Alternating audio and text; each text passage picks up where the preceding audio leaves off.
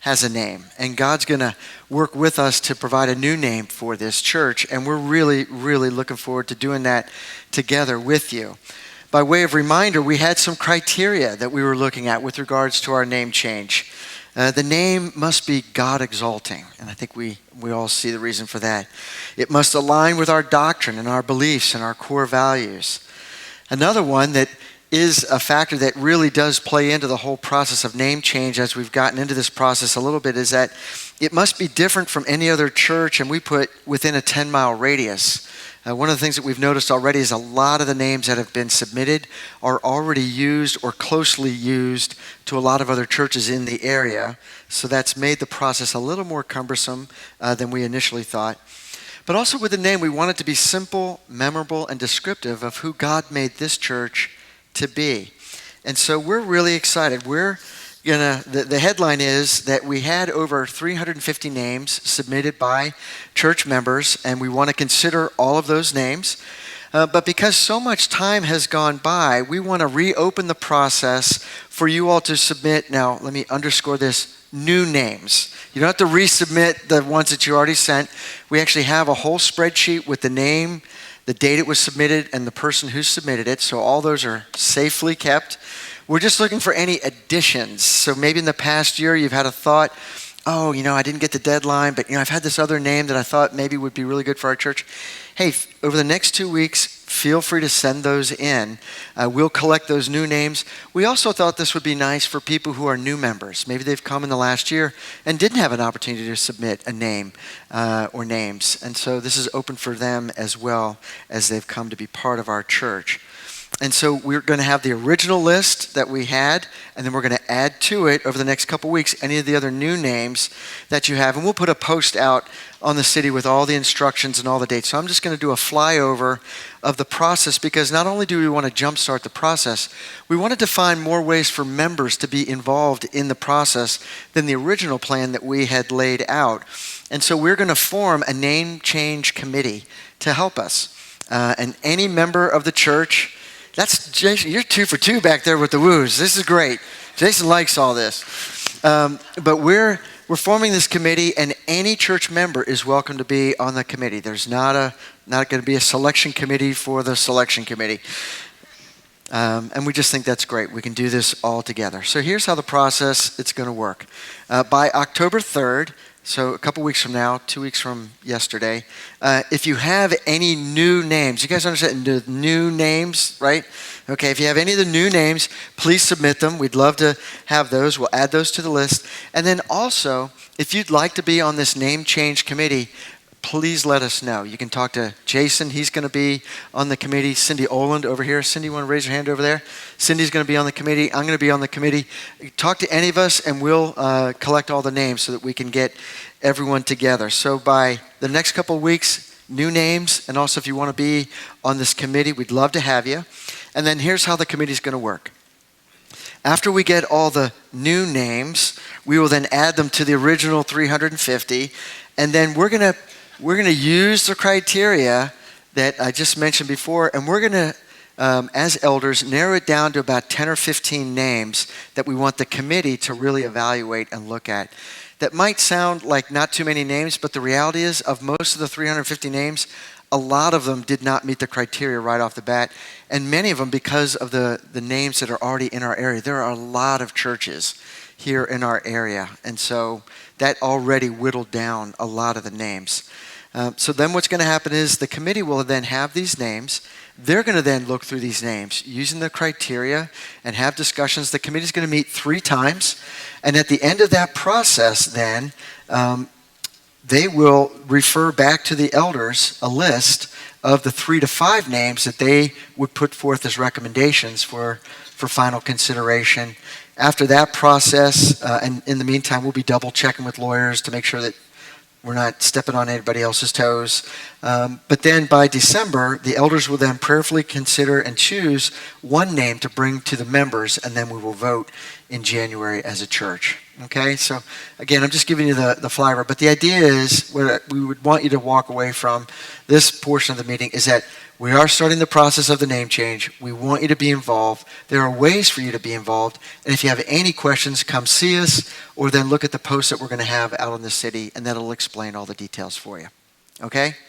So what kind of names are you going to be able to submit? New names, right. Any new names, that's what we're looking for. So there you go. At this point, we're going to transition to an update on the college ministry. And it's just been exciting to see how the Lord is at work in our college students. We definitely see that there is some momentum that the Lord is building with our college-age kids. There's a hunger for the Lord that's starting to grow there, and we're just seeing new opportunities to serve them and to disciple them. The college-age group met all this summer for Bible study. They had some fun events, just building community together. But one of the things we want you to know that as a church, one of the hard things about having a college-age ministry in this particular church is that our students are in so many different seasons of life themselves. Some of them attend Nova, but Nova has 5 campuses. Some of them attend George Mason, but Mason has Manassas stuff and stuff that happens in Fairfax. Some of our students go away to school and are only back during the summers and on holidays. Some of our other students have taken a break and might be working, or if they're in that age. And so when you think about college-age ministry, it's actually a very, very diverse group of people. And the effect of that has been, it can be really hard for us to develop a sense of identity and unity within that group. And we're realizing it's a pretty big task before us to try to do that. And we want all those different groups to feel connected to our church in a meaningful and substantive way. And so that's what we're actually working towards, and that's what we want to be building the ministry towards. And in just a moment, Andre Yee is going to come and share. Andre, as many of you all know, has been a longtime member. He and Kathy have been serving in care group ministry for many, many years. But Andre stepped down from leading a care group recently just so he and Kathy can get a lot more involved in helping us to move forward our college-age ministry.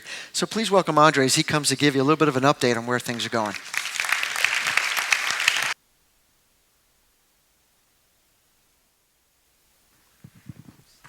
Thank you, Vince. We're going to try to build and rebuild the college ministry, and we need God's help. There's probably no greater evidence of that than the fact that 2 50-year-old guys are leading the ministry. So we need help. At least I'm trying to dress the part, okay? At least yeah.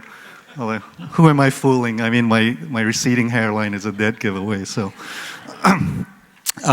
Anyway, I do think that, this church is very different from the church I joined 30 years ago when I was a college student. So, I think what we do with this ministry is going to shape the kind of church we're going to be 30 years from now. So, we're going to do 3 things in our college ministry. 3 things. The first is we want to focus on building a relational community among our college students, so among the 18 to 25-year-olds. We're all relational, but I think college students are especially so.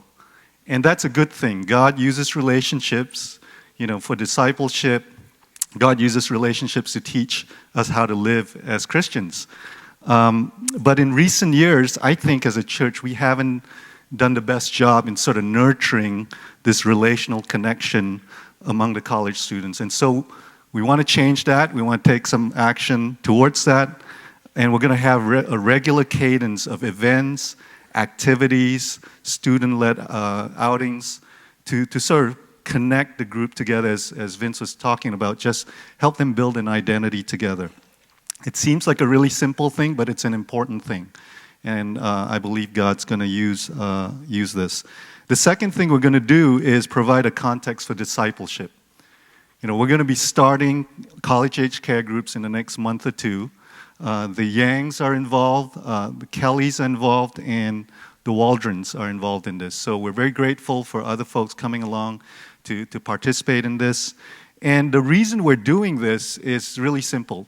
We have college-age students in our congregation that have said, where's the care group for my age group? Where's the context for me to learn how to live the Christian life together with other folks that are going through sort of the same stage of life that I am as a college student?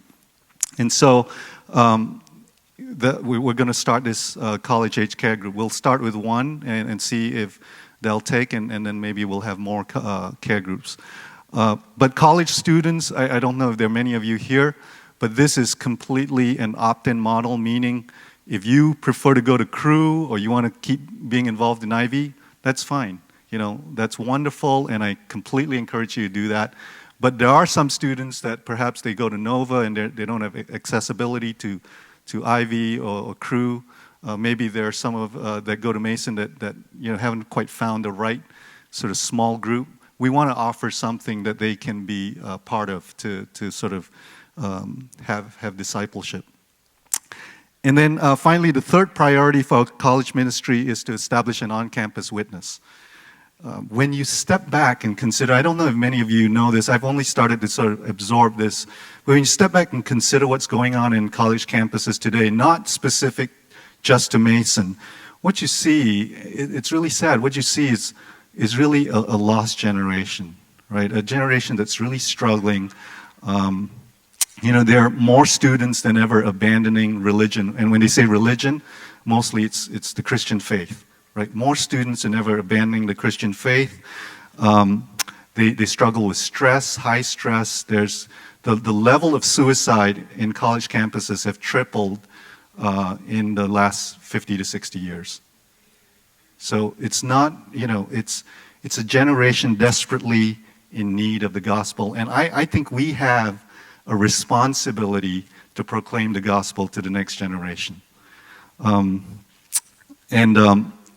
We not only have a responsibility, I think we have a unique opportunity, right, to do that. In God's providence, He's ordained us to have this property less than a mile from George Mason, right? And He's given us both the means and the access to bring the gospel to that campus. And so we have this wonderful opportunity to do that, to sort of bring the gospel to students at a very pivotal time in their lives. And so, I don't think this is optional. I think as I was preparing this, I thought, we can often think of this as optional, like, yeah, maybe we'll do it, maybe we won't. I don't think it's optional. I think we need to do this as a church. We're uniquely positioned to do this. So, friends, let's work together to reach that campus. Let's work together to reach college students. But perhaps, maybe not like this guy here with the billboard. That's not the way we're going to do it. But if we're not going to walk around with a sandwich board and then what exactly are we going to be doing on campus? Well, in the next year, our focus on campus is going to be around the international student ministry. Why internationals? Well, Mason actually is one of the most diverse colleges in the country. But beyond that, as Vince and I were talking, in 2015, 2016, before we hired the campus minister or campus director, we can only do so much. So we really want to focus on a very specific area. And for us, I think it's what God is already doing on campus. He's already stirred the hearts of many of you. I'm thinking about the Yangs, the Parks, the Opis. Don Opie has done a fantastic job just sort of organizing events with related to college international student ministry. And so, and God's already preparing the way. He's put folks like Kathy Russell in a very influential position on campus and given us access to different groups on campus. So it's something God's already doing, and all we're doing is we're just aligning with what we see God doing, right? Which is stirring us up as a church to reach international students. But we don't want to go it alone. We want to partner. That's the strategy. So we want to focus on international students, but we want to partner with trusted, faithful organizations like Bridges International and RUFI. So Bridges International is the international student ministry arm of Cru, and it's led by someone by the name of Jeremiah Nichols. And RUFI, a few weeks ago, we had Matt Bowles here, and he was, talking about the work of RUFI.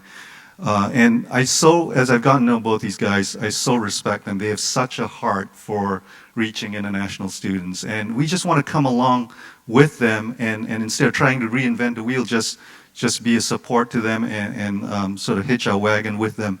And so one of the things we're going to be doing is we're co-sponsoring 4 to 6 events with them, right, in the next year. And we're not just giving money. We're not just writing a check and then saying, go do this work. It's really important to us. And in fact, last week, Vince and I met with Jeremiah just to emphasize this. We're not interested in just writing a check and saying, go do your event. What we want to do is really connect the church body, our local congregation, with what they're doing. So we're going to be writing the check, but we're also going to get involved with these events. And as we do that, I believe that we're going to facilitate more ways for you guys to get involved with international student ministry. And as we're faithfully, entering into that, I think one of the things we're going to see is God will providentially just open up opportunities for the gospel to be shared, for Bible studies to emerge. Just so we're just going to, provide some facilitation. God's going to do this work. I really believe that. So that's what we're doing on campus, threefold. We're building a relational community. We're providing a context for discipleship, and then we're going to have an on-campus witness. But we're still recruiting for the campus ministry director. So I want to let you know, many of you are given or pledged to give towards this position. We're still recruiting for that position. I want to give you a little update. I've come along, Vince, because it's a lot of work to have to go through an interview process and recruiting. I've done it in business. It takes a lot of time and effort. So I just want to come alongside him to help him. And so far we've screened and interviewed 4 candidates. One of them, I think we discussed an offer with back in, I believe, in the July timeframe. The individual did not, they didn't accept the offer, but took a different position. It wasn't the right thing. It just wasn't the right thing for them. The 3 other candidates, one of them is sort of self-selected out, said, I don't think this is the right thing for me. It doesn't seem like it's a fit for my gifts and inclination to be on campus for 25, 30 hours a week.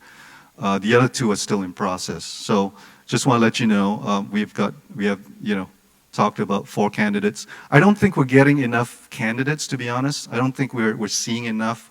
And so one of the alternatives we're exploring is really partnering with an organization called CCO. CCO stands for the Coalition for Campus Outreach. They've been in existence, I think, since the 1970s, if I'm not mistaken.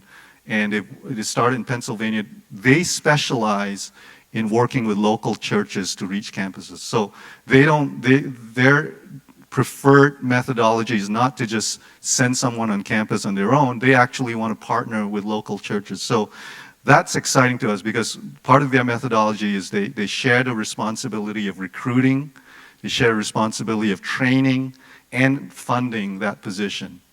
And so it may be a way for us to really partner with another organization that shares similar values but has expertise in campus ministry. And the way it actually works is if we find the right candidate, and we're not yet certain we're going with this, but I just want to give you a background. If we find the right candidate, that person will actually be an employee of CCO. They'll be mostly funded by us, but they'll be an employee of CCO, but on a daily basis, they'll work under the direction of the local church leadership. And we've conducted a number of background references on CCO with other churches that have partnered with them. And so far, it's been, at least the feedback that we're getting, it has been fantastic. These churches love working with CCO. So just the last point here, how can you help? Just get involved. If you're a college student, we definitely want you to get involved. You're at the tip of the spear in terms of the college ministry. You're in campus, you're a student, you're really at the tip of the spear. But even if you're not a college student, if you'd like to get involved, I guarantee you there's a way that you can get involved. It may not come in the shape and form that you would prefer yet, But I guarantee you, if you have a heart for getting involved, we'll find a way for you to get involved with college ministry. The other is obviously give, which many of you have done for the campus ministry director position. Thank you for doing that. Thank you for your sacrificial giving. Last of all, pray. Right? We can put plans together. I've done both in business as well as in ministry. You can put the best of plans together, but we talked about building today in Mark's message. In Psalm 127, verse 1, it says, unless the Lord builds the house, those that labor in vain, right? So we don't want to labor. We don't want to do this building in vain. We want God's help. And so encourage you to pray. I'll pass it back to Vince.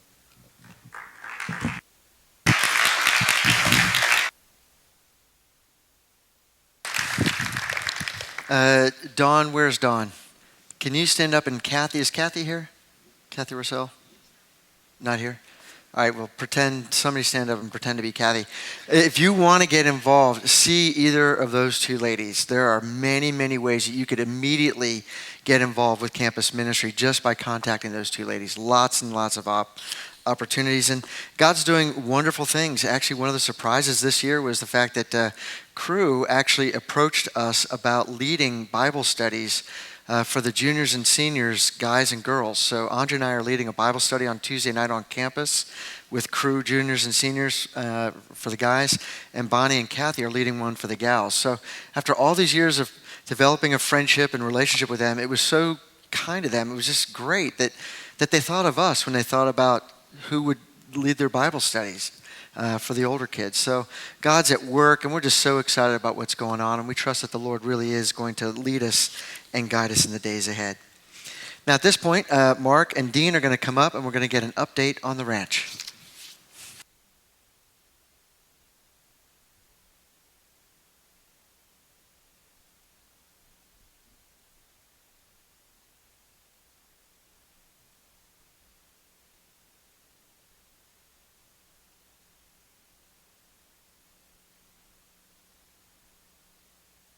I'm wondering where my birthday present is, dude.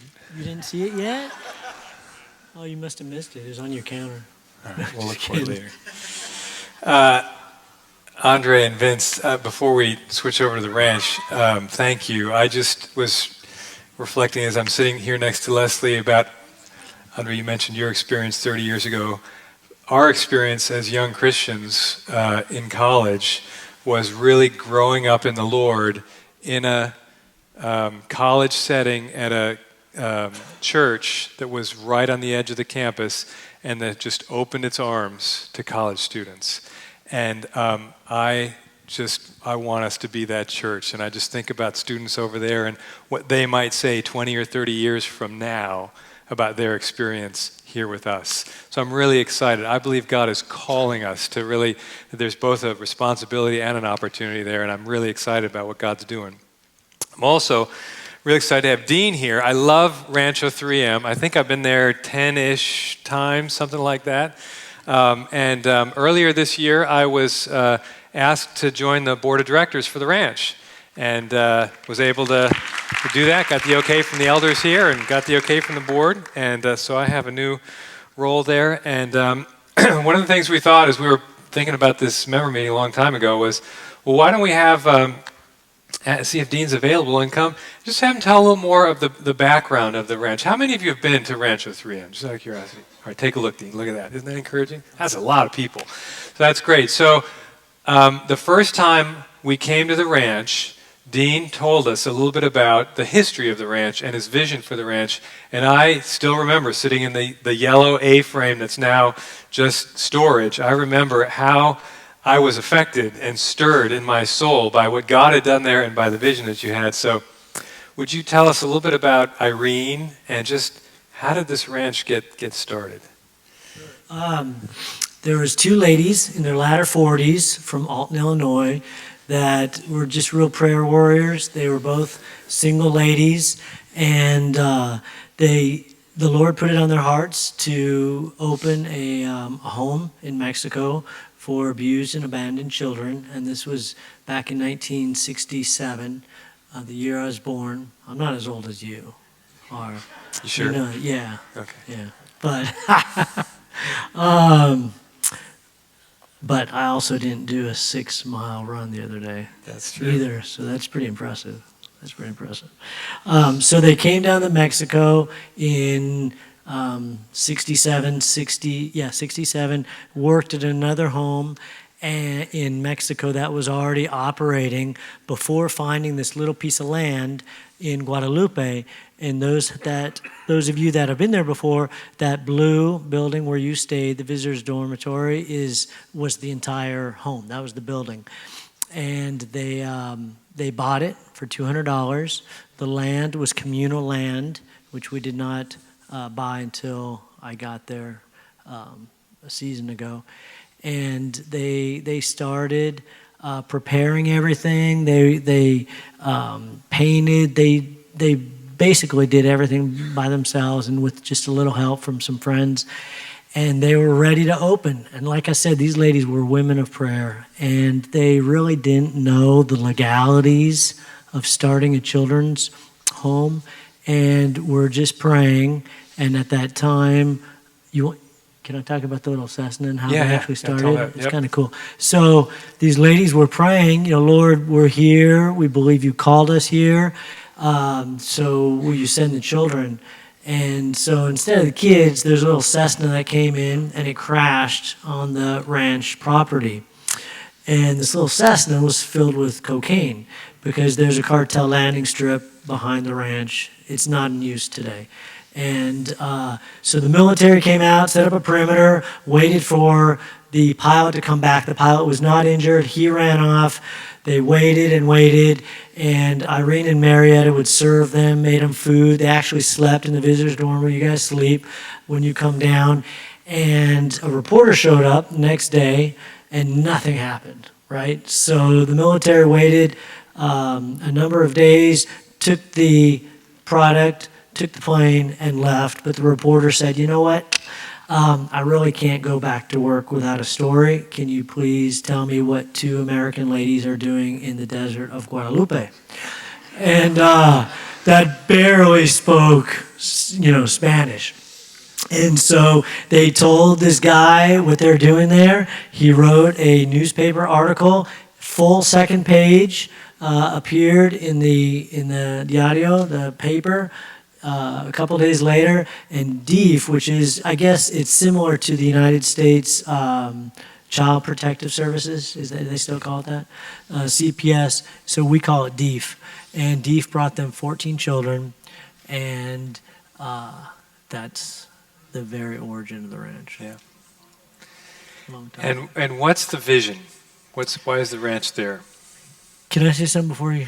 Yeah. It was really cool because 2 of the staff members that grew up there, Pancho and his wife Martina, they grew up at the ranch as children, and actually when that original building was used, the visitors' dorm was originally used as the home, that's where they grew up. And so they just celebrated their 25th wedding anniversary recently. And what was so amazing, Mark, is that we'd go around and he'd introduce me to different people, like older guys like us, right? That don't fit the part either, and just kidding. And introduced them as people that grew up there. Huh. These guys are in their 40s and their 50s, and they're Christian. They're raising their families Christian. They're married, and it was very encouraging to me to see all these different folks that grew up there so many years ago. Yeah, that's wonderful. All right. So what was the? Yeah. So what's the vision? The vision, yeah. Was that on the script? Yeah. Okay. The vision. Our vision is to glorify God by training up, discipling children in the ways of Jesus Christ. Our prayer, our desire is to see the children leave the ranch as believers in the gospel of Jesus Christ with a strong, sound biblical doctrine and a love for their local church. That's what we desire. Because we really, a lot of people take care of kids, but our emphasis would be on discipleship, right. Presenting the gospel. which is one of the things that I find so exciting and attractive about the ranch. And I remember 10 or 11 years ago, the first time I heard you talk about it, that emphasis was what part of what was really exciting to me. And it's been our joy as a church to be able to be, as you mentioned this morning, significant supporters of the ranch from a financial point of view. But we've had a number of other ways that people from our church have been involved. For the folks here, what are some of the ways that our church, what part can our church play in the ranch moving forward from here? What are some of the opportunities? Well, not only is the financial support very, very significant and very, very much appreciated, but also the interns that you guys have sent us. Renee in particular has been there for 2 years. Partnering with us in that way is a very large role, in that it helps us to care for the children, disciple the children. There's been a number of interns, including Kate, Natalie, of course, Chloe, and others, of course, that have come down and serve for extended periods of time. Yeah. Those extended periods of time build relationships, and those relationships are very, very important. Of course, sending teams is very significant also, because it's a larger facility, it's old, and we don't have the manpower to just maintain, to keep it up. And so teams are very significant in that way, as well as the whole discipleship side of things. And then, of course, you teaching us. It's just, that message this morning was it was amazing. I really got a lot out of it. Mark, I always invite Mark to teach the staff, and Luke in the past, and now Paul to share with our older kids. Because I'll be honest with you, you guys are very, very blessed to have the pastoral team that you do, and I am especially excited that Kenneth has been able to join the team with you guys. Can I just say one quick thing about that? You nodded reluctantly. You guys, for those of you that don't know Kenneth, I've had the privilege of knowing him and his family for many, many years. And Denise and I, my wife and I, have always looked up to them and received parenting advice from them. They are a solid, solid family, and I am very excited that they're here serving you all, serving on the team. So I just had to. Sweet. That's great. So yeah, are we. so, Thank you. Right, yeah. Yeah. So challenges facing the ranch right now. How could we be praying for you? What are some of the things that, looking ahead, what are some of the challenges? Well, thank God the war is over. The violence that shattered our area for over 4 years is done. The reason why it's done is because somebody won all the battles, and so that's done. Now, with the new president that we've had in the last few years, there's been a lot of changes made, one of which is they're trying to squeeze the movement of cartel money. And what that means to us is there's a lot of new laws pertaining to the finances of nonprofits, of which we are in Mexico. And so we've been challenged by complying with, first of all, learning what they are, and then complying, doing what they say.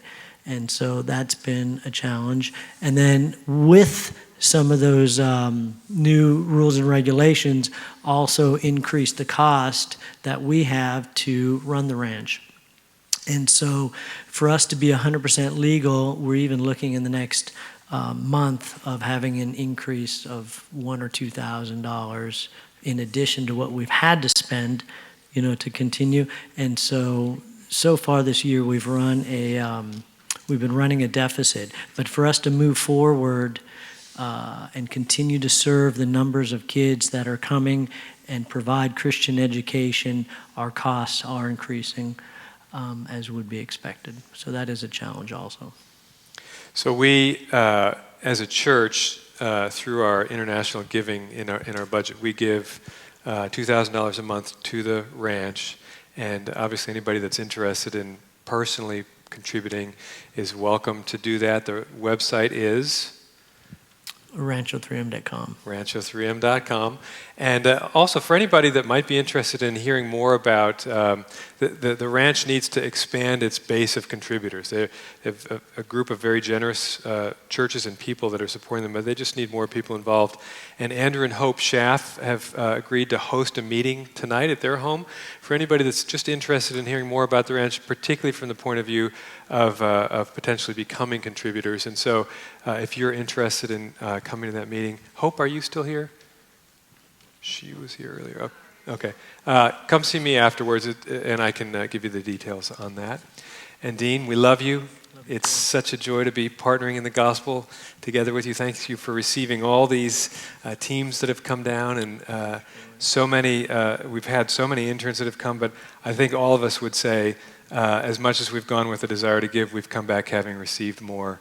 And the effect of our interaction with the ranch, with you, with the staff there, especially with the kids, has just been incalculable in our souls and collectively in the life of our church. And so we thank God for you, and thanks for taking time to come up this weekend to be with us. We thank God for you Thanks, and man. you guys, so thank you. All right. God bless you.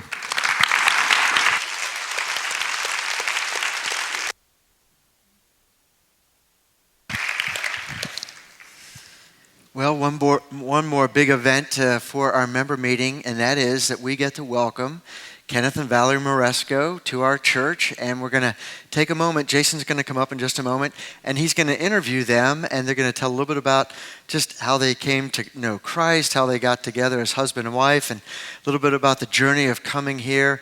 And our idea was that this would just be a great way for the church to get to know them in a little bit more of an informal setting, and we just so look forward to you as a church, getting to know these guys. As Dean said, they're just a wonderful couple. And so, Kenneth, Valerie, why don't you guys come on up, Jason? And then I think we need one more chair. Here we go.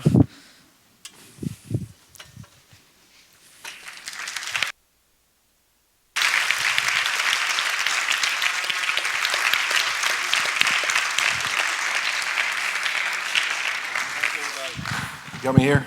How's everybody? Thanks for coming. Especially like after lunch, Sunday afternoon. Most of us are like, napping at this point. So thanks for staying alert and with us. So welcome, Kenneth and Valerie. It's great to have you guys here. I don't like these stools. Do you? Not my preference. Not my preference either, but I'd rather kind of just sit on the steps. But I guess this is what they set up for us. So welcome to you guys. It's your birthday today too, huh? It is. Mark and I share a birthday, but he's my much older brother. Much older brother. This is just a red letter day, and a lot of. He says he's better looking than me, though, and more athletic. Well, jury's out on all those things. That's what I told him, but he disagreed. Well, so tell us about yourselves. How did y'all come to know the Lord, and what's your story? And then we've only got a few minutes here, 15, 20 minutes. But tell us. All right. Well, I'll start elevator first, version. and let Valerie go. I grew up in New York City as a Roman Catholic. And I went to college in Chicago, and while I was there, experienced culture shock being in such a small city like Chicago. And God used that to stir me and put a searching in my heart. And when I was a freshman in college, I heard the gospel, and I was born again in 1979, in the same dorm, same year as Ted Okada. We were in the same dorm as freshmen. And I was born again, and Ted came out here after college, and he joined this church, and he began to send me these magazines called People of Destiny, and he started to tell me about this ministry, and through a lot of providence, which I won't go into at this time because we're short on time, I met Larry Tomczak, and he invited me to come out and be a part of Covenant Life Church, and I've been there for 30 years. And I grew up in Kansas City. And a Lutheran family, so we went to church off and on. I had exposure to what the Bible taught about Jesus, but I pretty much was just a lost girl. Sometime during my senior year, what I now see is God drawing me, and at the time thought I was really seeking God all of a sudden. God just started using different circumstances to make me seek him. And I started, I thought, well, everybody who dies should have read the Bible through at least once. So I started reading the Bible from Genesis, and by the time I got to college my freshman year, I was in Deuteronomy and totally bored. And but I had prayed this little prayer, and I had just said, Lord, I want to follow you, but I know I need people who know you. I mean, I really honestly didn't even know how to pray. I need people who are going to do this with me. And probably the first week I was on campus, some campus ministers came up to me, invited me out to a meeting, which I didn't go to for 2 months. Instead, I chose to be crazy. And then 2 months later, I ended up there. And the next day in my dorm room also, I gave my life to the Lord. It's just very interesting that we both prayed to give our lives to the Lord in our dorm rooms by ourselves, our freshman years of college. Thank you. How did y'all meet? Well, I was working for People of Destiny International. We were at a college conference in Dallas, and I was there with a bunch of the pastors. And I was a single at the time, and I noticed this missionary girl who looked very spiritual. I could just tell she was very spiritual. You doubt my motives? It's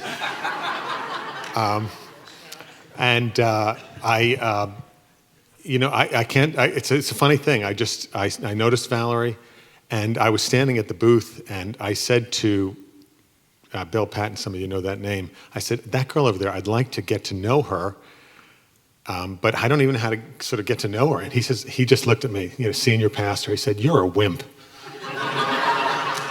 Why don't you just go up and introduce yourself? And I said, I'm a Christian, I can't do that kind of thing. So he goes over to the booth, and through some sleight of senior pastor hand, gets her address and her name on a piece of paper for me. So I had her name and address, and then during the conference, there was this crazy message by one of the speakers, and I walked out and she walked out. I was at the booth, and we started to talk, actually. And then as I was leaving the conference, I saw her on the stairs at the airport. Dallas is pretty big. And there was a time when a Back to the Future movie was on. If you remember in the movie, he said, go up to the girl and say, you're my destiny. And he says to the girl, you're my density. So I turned to the guy I was with. I said, this girl's my density. And I'm going up the stairs. So I greeted her again. We talked. And she said, I'd like to get some of your magazines. I said, well, I'll send them to you. I have your address. She said, how did you get my address? So anyway, I started writing. I wrote her like a little note. She wrote me 2 pages back. I wrote 2 pages back. She wrote me 4 pages back. I wrote 4 pages back. We ended up 25-page letters to each other, and the rest is kind of history. Now I'm going to tell the true side of the story. No, I'm just kidding. No, we really did. And that's how we met. It was really pretty miraculous. And Kenneth always says, how do you put it? You haven't ever added to the mission field, but you took one person away. You're like a negative one.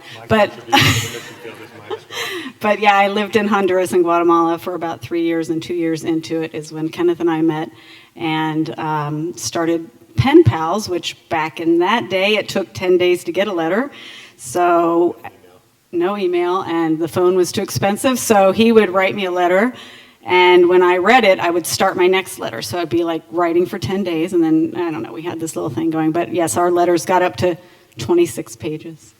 And we've been married, how many years? 29. It'll be 29 in February. Yeah, so. Awesome. Thanks. What a wonderful story. Tell us about your kids. We have 5. Well, I'll let you tell about that. Okay. We have 5 boys. The older 3 are in their 20s. They're 27, 26, and 24. And the 2 older boys, they've all been here over the years. Some of you know them, and have been friends with some of your children here. John David and Stacy are living in New York, and James and Julie live in Chicago. Christopher was here this morning with a friend of his, and he is working at Covenant Life with the youth ministry. And then we have brought with us Patrick, who's our senior, who's 17, and Braden is in 7th grade and is 12 years old. All right, thank you. And so Kenneth's going to be slaving away here at the church. What's going on with you these days? You My dream. moved, you got a new house. We have a new house, and it's still, we have living areas and a lot of boxes still. Because the first week we got here, we were going back to the other house several times. And then school hit, so it's just normal life trying to unpack a box at a time. But yeah, what's happened in my life recently is I just started a new job back in June. So the week I was at my training for my new job, I heard that this might become that this was a possibility maybe, or that we were just talking about different change. So this summer has been a whirlwind, but God's really met us, and we found a house we really love, and we're really looking forward to our time here. So I'm working as an accounting assistant, and up until that point, I had been serving at Covenant Life for the women's ministry for the last 6 years, which I really loved. Thanks, Valerie. So, Kenneth, you were a member of Covenant Life for 30 years. 24 of those you were on staff. So what in the world could dislodge you from that situation? Why did you come here? Well, that's an excellent question, and we love the people of Covenant Life Church. Many of our closest friends are there. We said goodbye last week, and it was a wonderful goodbye. We have very good relationships with the pastoral team there. The only thing I can say is God's in this. The last few years have been difficult. There have been some difficulties there. And in 2013, the church generously gave us a sabbatical. And that was really restorative to me personally. It was coming out of those years, I was able to really kind of just get close to God again, be in the Word and in prayer on a daily basis. And that's it. We went away. I started my sabbatical here the first Sunday I came down and was with you guys. And we visited 12 different churches, went to a different church. We're at the body of Christ in different places each Sunday. And it was very refreshing. And it was during that season where, as I was praying, I was talking to a number of pastoral friends, among whom a couple of guys on your staff. I just felt the Lord was maybe beginning to stir a desire that it maybe move us on. When I came back to Covenant Life in 2013, there was just work to do, and it wasn't a time for a change. And I was given the assignment of raising up the non-staff elders, developing that process in our church. And so I was leading a team of people doing that, and enjoyed that over the last year. And then in January of this year, Josh had made a decision. Josh Harris was our senior pastor, for those of you who don't know. He made a decision to go back to school in December. We announced that to the church on January 25th of this year, which was the week before we were setting in our non-staff elders. And I'm not a person, I'm a charismatic, speak in tongues, but I'm not a crazy charismatic. I don't hear God speak all the time, but I heard God speak to me that day. And he's spoken to me, like when I moved to Maryland, I felt that he said to me, I've prepared a place for you in Maryland. When I got married, I was praying, and I felt God say to me, you need this woman to fulfill the call I have for you. So a couple of big times in my life, God's spoken to me, and I appreciate that, because when you do those big things, you want.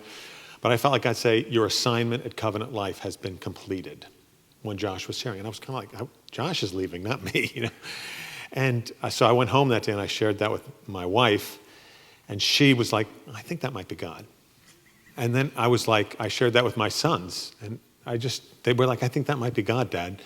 And I shared that with some of the guys on staff, and it was one of those things that just pondered in my heart. And then the positions that you guys were posting for in March came online, and I was just talking to some of the guys down at Covenant Life, the guys who know me the best, I was working with at the time, and I just said, I'm just wondering if God wants me to explore this. And they just said, we know you, Kenneth, and we think you should explore it and see whether or not God's in it. And as we went through this process, just God became clear to us again that He was in this. And so that's why we're really excited to be. That's how we got here. No, that's a great story, and there's more that could be said for sure. And we're just very grateful that you guys are here. What was your role in Sovereign Grace? Well, I worked for the predecessor of Sovereign Grace called People of Destiny for 6 years before I went on staff at Covenant Life. And then I was the marketing and advertising and development director there. Small staff, you did a lot of things. And then about 10 years later, I became what was called a regional coordinator for Sovereign Grace, meaning I was responsible for church planting in our region. We also, even though they weren't in our region, we planted churches in Ethiopia and Chicago just because we had relationships with guys and we had raised them up out of Covenant Life, so we planted churches there as well. But, and I did that while I was the executive pastor. But then over a period of time, as I began to study the Word, because, there were issues coming up in Sovereign Grace, and so I began to study polity really closely. Now, what is polity? Polity is how the church is governed. It's the principles from which you look at governance in Scripture. So it's what are elders, what makes them, how are they qualified, how do you select them. Those are things that are not taught explicitly in Scripture, but there are 3 or 4 basic polity systems in the Christian church over the history of our church, but something we didn't study much in Sovereign Grace. And as I studied that and came to some changing convictions, I eventually, in September of 2010, I resigned my position in Sovereign Grace because I just was going a different place. And that's when I began really to work on the Constitution at Covenant Life. And Josh asked me to really help the church change our polity at Covenant Life. So we started that process in September of 2010. As I understand it, you kind of helped us through that process as well as we separated from Sovereign Grace.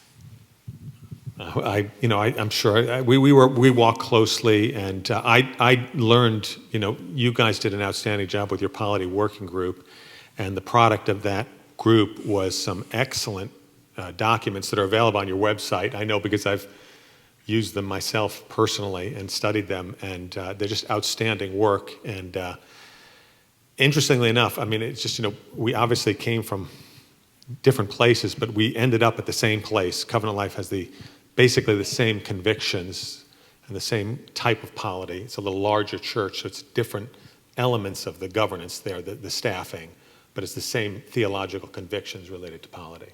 All right, thanks, Kenneth. You mentioned the past few years have been difficult. Part of that was due to the lawsuits, both in our church here, Sovereign Grace, and CLC. Talk about that just a little bit.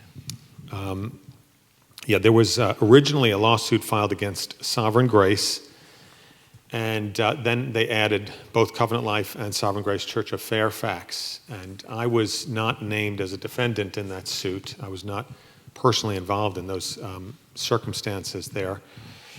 But that was very difficult for our local church, as you all can imagine, as you know and you understand. And those years were challenging. That was after the leaving Sovereign Grace. That's when that all happened. And then some of you may be aware, last year during the trial of a former member of Covenant Life, Nate Morales, I was when he was originally in our church and left our church 25, 30 years ago. I can't remember the exact dates, but I was not involved in that at all. But during his trial, a former pastor in Covenant Life Church was giving testimony that raised questions about the involvement of members of our pastoral team in a situation in 2007. And because we were in an active lawsuit at that time, we couldn't talk to the congregation about it. So Joshua Harris was seeking to be humble, and he offered for us to take a leave of absence until that could be explored by an independent group in the congregation.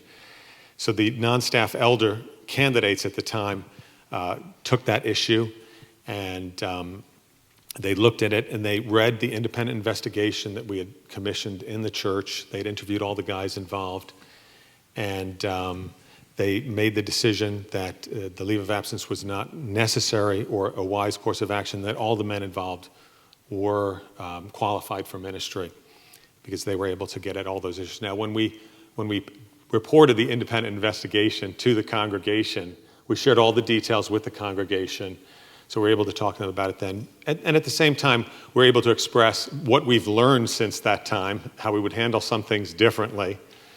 And we've learned much more about the evils of sex abuse, as everyone in our culture has. And we communicated, just the ways that we were sorry for, ways that we could have handled things more wisely and better. So, and I would be happy, if anybody has the need to know any more of those details, I'd be happy to sit down with anybody at any time and talk about those things. Thanks, Kenneth. Appreciate your openness about that. Let's shift gears a little bit here. How do you feel about being part of our church? So you served one place for 30-something years, and you packed up, and you got gray hair and a bunch of kids that are almost done at the home. Why? And how do you feel? How do you feel like it's going to go over here for you? Gray, and as Mark continues to remind me, thinning hair. You know, it's people. A lot of people have asked me that question, and one of the things I drive around Northern Virginia with a smile on my face because I'm just so happy to be here. And people say, well, why? How do you describe when God does something and He gets you excited about something? You know, sometime in the process of interviewing and being offered the position, I felt like, you know, kind of like, and if you have a gas furnace, which I hope you do around here, there's a pilot light that's on there, but sometimes when the temperature goes down, it just kicks in and boom, and it starts to fire up. That's kind of what I feel like the invitation to come here has been for me. It's like I just feel fired up. I feel excited to be here among you. Just what God's doing here, being a part of this church. Tim Lewis asked me, so what does fire you up, Kenneth? He asked me that question. And I just love to see, because I was saved at an older age, I love to see people get saved. But not just get saved. I love to see them get connected in a local church, learn how to read their Bibles, learn how to pray, learn how to have a personal relationship with God, and become disciples who make disciples. That's just what I love. That's been my passion for many, many years. And of course, I love counseling. I love preaching. I love all the things that pastors do. I love pastoral ministry. But that's my passion. And we're just really excited to be here. I don't know if that is, how do you explain excitement at God? How many Red Bulls have you had this morning? Or this afternoon? This is just me. I'm just okay. I'm an excitable guy. So it's so you moved from Maryland to Virginia, big culture change on this side of the river. So what has surprised you being in the Old Dominion state? Yeah. That's South. A fair question. This is the first time Civil War started and ended in Virginia. Yeah. Revolutionary War ended in Virginia. As you know, I was born north of the Mason-Dixon line, and most of my family still lives there. I have two sons who root for the Washington Redskins, and it is.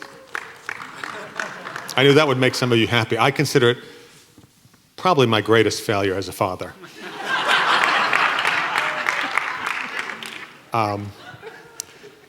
But I asked Vince, I just said, Vince, do you always schedule a members meeting against Skins games? He goes, we're serving the congregation.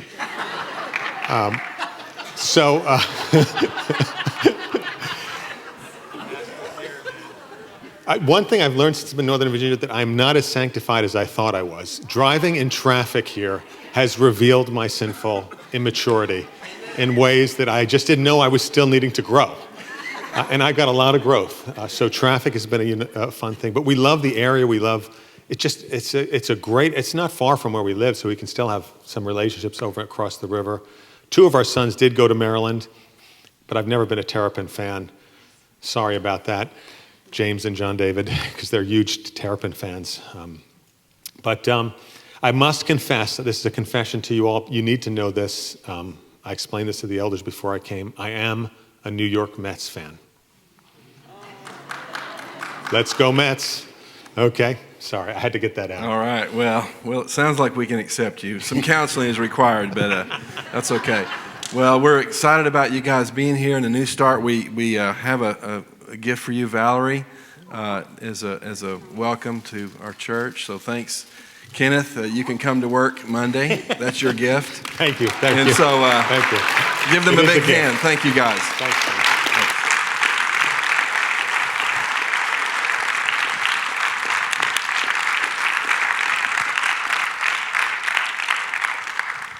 All right, so Vince is going to come up in a few minutes and give you kind of the 90-day rundown of how it's going to go with Kenneth. But I want to kind of preempt a question that you might have.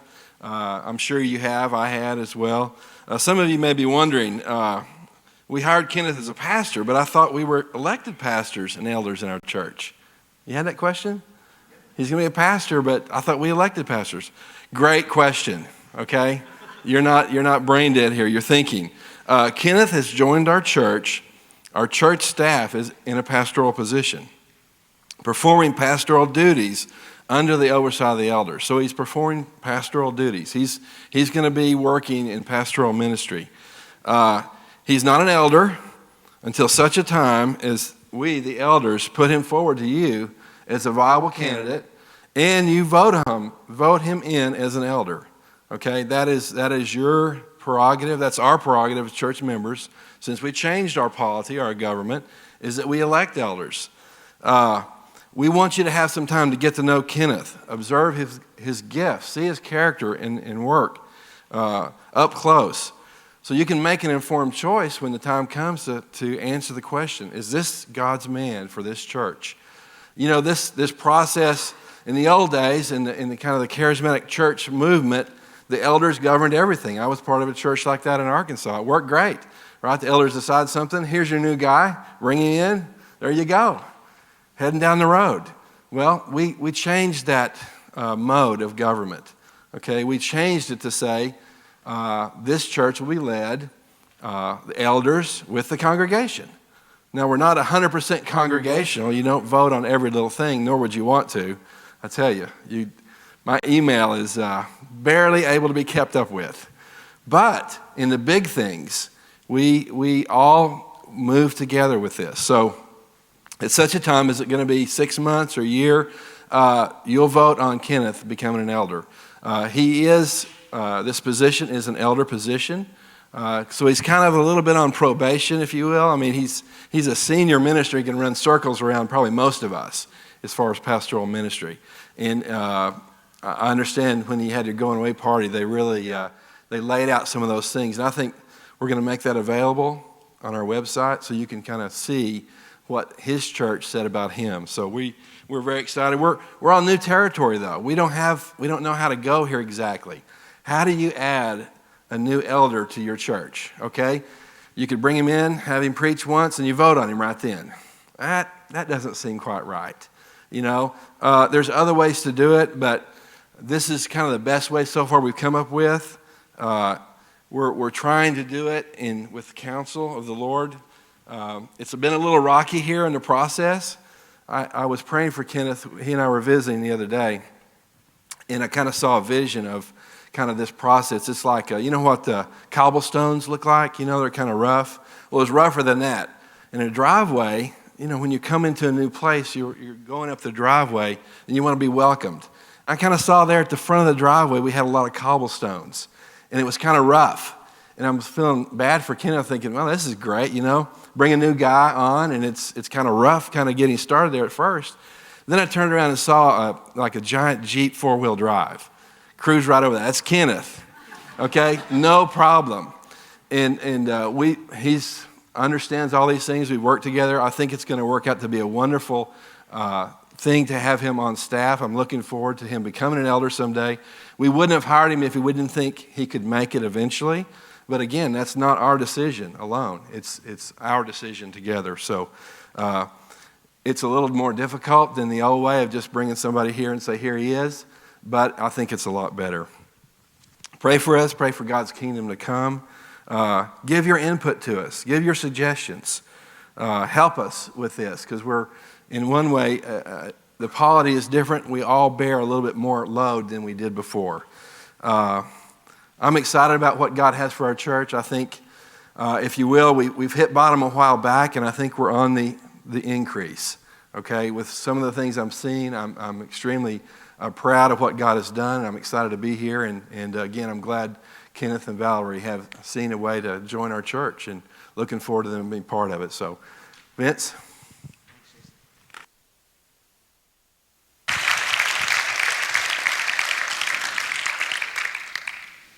Yeah, I would just want to add my yes and amen to what Jason is saying. I've had the privilege of knowing Kenneth and Valerie for quite some time, and I've just been so encouraged over the years by Kenneth's investment in my life. And the mention about the polity, it was actually Kenneth's idea a couple years before all the Sovereign Grace stuff started to happen. It was actually Kenneth was the one that recommended to our staff that we actually start studying polity. And he encouraged us to go back and read our bylaws and all that stuff. And so that was before any of that stuff started becoming public. And we're just so grateful that over the years we've actually ended up sort of in the same position in terms of understanding how Christ's authority in our church is expressed through the elders with the congregation. And so thank you, Kenneth, for helping us along in that. I had the privilege of going up to Covenant Life last Sunday because I thought it'd be great for one of us to be up there for the send-off at Covenant Life, just to be there and to see what was happening. And we are going to post on the city tonight. There'll be 3 different pastors from up at Covenant Life who each took a time to say something a little bit different about Kenneth and Valerie. Mark Mitchell, the executive pastor, explains just the years of ministry that Kenneth was involved in at Covenant Life, starting the Alpha program, the international ministry, the college ministry, the singles ministry, leadership development. I mean, it just went on and on. It was just great to hear. And who else was next? Don DeVries got up and just did a wonderful job just honoring Valerie in the way that she led the women's ministry and transitioned it to being much more Bible study centric and women engaging the word in each other. Just did a great job up there leading that ministry. And then it was really cool. The third guy, Adam Malcolm, who's one of the guys on staff now, but he talked about in one of the early on Alpha classes, he wasn't a Christian, and Kenneth had started Alpha. So he went to Alpha and got saved. And then over the next 5 to 7 years, he said, Kenneth invested in my life and discipled me as a husband, a father, a worker. And eventually, Adam went on staff, and he's been on there for several years at Covenant Life. But it was just great to see this history of God at work in their lives and in their ministry. And then I just started to cry. I was like, man, what a gift that God loves our church this way and would give us somebody so accomplished, so equipped to come and help lead our church. So very grateful to have them here with us.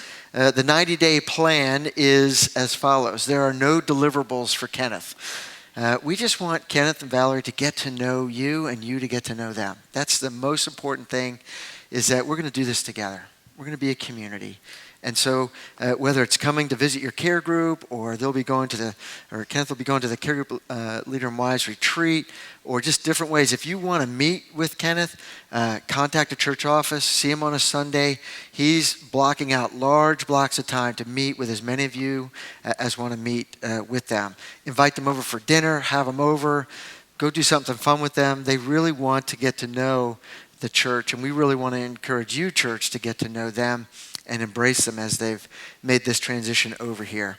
Also, as Kenneth mentioned, he'll be available to answer any of the more difficult questions that might not be germane to really talking about it in a public setting like this, but that doesn't mean he's not willing to talk about these things. He'd be more than happy to set up a time to talk with you. And then with regards to a job description, this fall, as Kenneth gets to know sort of the lay of the land here, and we get to know him a little bit better about where his strengths are and the different giftings on our team, then we'll start sorting out, okay, what's the best way for him to slot in community life, but we haven't figured that out at this point.